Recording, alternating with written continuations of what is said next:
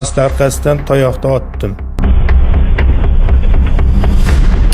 Ijtimoiy tarmoqlarda Qashqadaryo viloyati G'uzor tumanidan o'tgan M39 yo'lida Lacetti rusumli avtomashina haydovchisi Damas rusumli avtomashina haydovchisi bilan o'zaro yo'l talashib, Damas rusumli avtomashina haydovchisiga nisbatan avariyaviy xavfli holatlar sodir etganligi, to'xtatish va unga texnik shikast yetkazish maqsadida qo'lidagi yog'och bo'lagi bilan uning yo'lini to'sib, jamiyatda yurish-turish qoidalarini qasddan mensimasdan huquqbuzarlik holatini sodir etganligi videosi tarqaldi.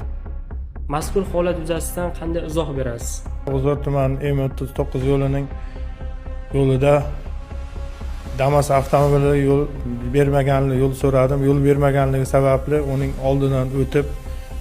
oldidan qisib, uni to'xtatish maqsadida yo'lini to'sdim. Qo'limni chiqarib, avaringa yoqib, qo'l siltab to'xtatish maqsadida qildim.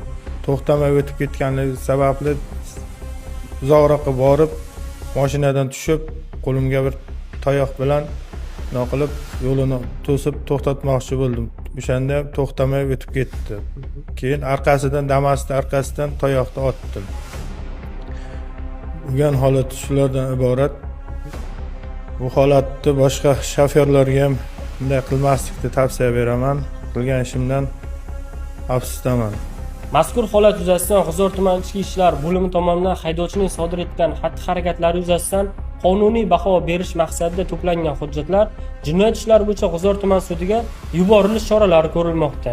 Yurtdoshlarimizdan yo'l harakati qoidalariga va yo'l harakati madaniyatiga qat'iy amal qilishlarini so'rab qolamiz.